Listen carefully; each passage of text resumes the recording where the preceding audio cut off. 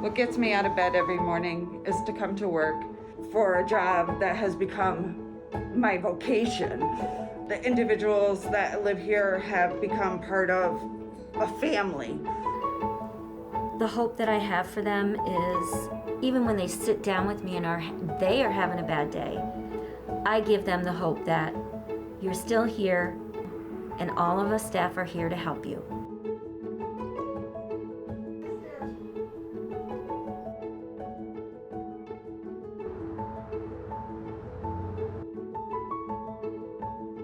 What gets me out of bed in the morning, I would have to say, is my going to work, knowing that I'm going to be going to work and making a difference in people's lives. What gets me out of bed in the morning is knowing that the work that I do is meaningful and the opportunity to do something meaningful with my life.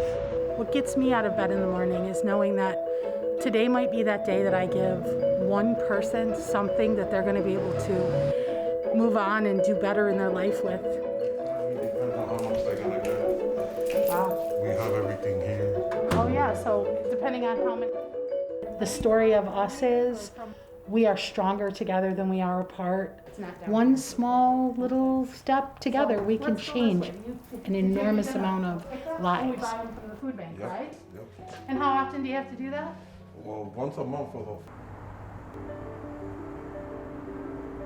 What gets me out of bed in the morning is that I am a mom, a wife, a sister. I'm a friend, and when I come to work every day, I approach the problems that we deal with in a much similar way. I've been an employee at the food bank for 16 years.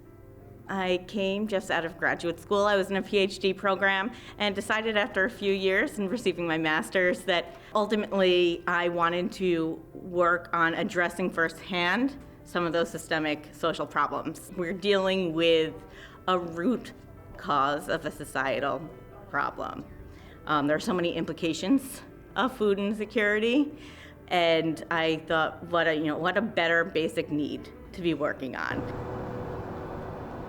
And so much of the work that we're doing here, particularly in a post-COVID world, is in finding those communities that aren't necessarily the most obvious, are the hidden stories of food insecurity.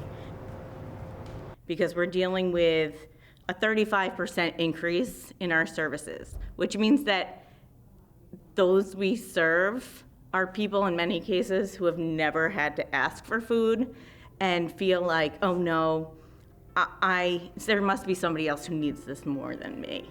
So a few months ago, I was out at one of our drive-through pantry sites. This one woman rolled down her window and said, thank you.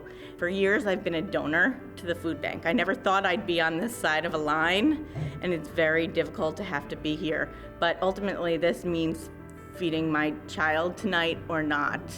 And at that point, I'm standing there with this bag of chicken and tears in my eyes, and we just shared a moment. For me, that's what makes this work so critical, and that's what's getting me out of bed. It's that woman saying, thank you.